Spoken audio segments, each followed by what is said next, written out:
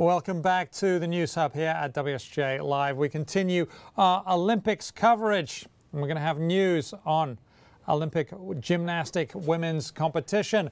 But if you don't want to know, turn off now. Come back shortly in about 5 minutes. If you do want to know, we've got Stu Woo joining us now from London, who's going to tell us what's been going on. It's a happy day for somebody, isn't it, in gymnastics in the women's event, right? Absolutely, and it played out exactly as expected. We had a lot of drama yesterday, not so much today. The U.S. started out really strongly on the vault and totally ran away with it. They dominated the competition. This is a sport where medals are determined by fractions of a point. Today, the U.S. won by more than 5 points. Wow. So the U.S. came in with the gold. The Russia won the silver, and Romania the bronze. I grew up with Romanians winning everything every year, all the time, sometimes, you know, multiple things. This is huge. Yeah, and it really marks the return of dominance of American women's gymnastics, because they haven't won gold since 1996. That's when Kerri Strug hit that really memorable vault with an injured ankle to secure a victory back there in Atlanta. They've been struggling a little bit since, and China has came to power. They won in 2008. But really, the U.S. team has been really strong over the past year. They won the 2011 World Champions. They came in the heavy favorites, had so much pressure on them.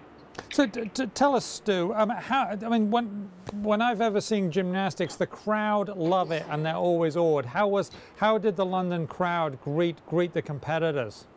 It was a very pro-American crowd today. Yesterday, there were it was very pro-British. They were here to cheer on the men who won that surprising bronze. Today, they were really into it. Now, the British women had a really dismal showing today. So I think a lot of the crowd came in. We're looking at the U.S. women now. It was almost as if you were watching in an arena in the United States. A lot of U.S.A. chants. And by the end, when it was clear that the women were going to walk away with the gold, people were clapping to the forward teams at the very end. They must be very, very happy. Now, you mentioned that the women's team won by a lot of points, and that isn't the same in the men's competition. Why are the U.S. women so far ahead?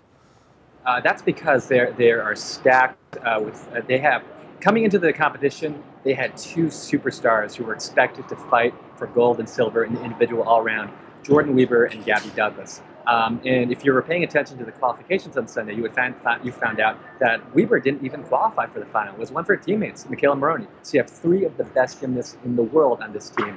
And in addition to that, I'm sorry, I did say Michaela qualified. I meant Ali Raithman qualified for the individual. In addition to that, they have amazing specialists. One of them is Michaela Maroney, who's the best vaulter in the world. Today, she had the best vault of the day. And her coach said afterwards that, hey, maybe they should rename this vault after her. Wow, that is really something. Now, tell us about the drama here. I mean, was it pretty much gone, or was it still, everything open until the last minute? When you said they won by a lot of points, but that you don't know that till it's over. Right, exactly. Raithman and Weber were roommates, and Weber was expected to make the final. So it was a little bit awkward in Athletes Village afterwards. And Raithman said, hey, I tried to pretend that nothing happened. I didn't want to treat her like, try to be extra nicer or anything. That would have been patronizing. But I don't think anybody really knew how they would respond until they actually came out today. But I think Jordan Weber put away all questions when she came out. She was the very first American performer of the day, and she nailed her vault, and that just fired everybody up. And I think everybody forgot about the family feud afterward.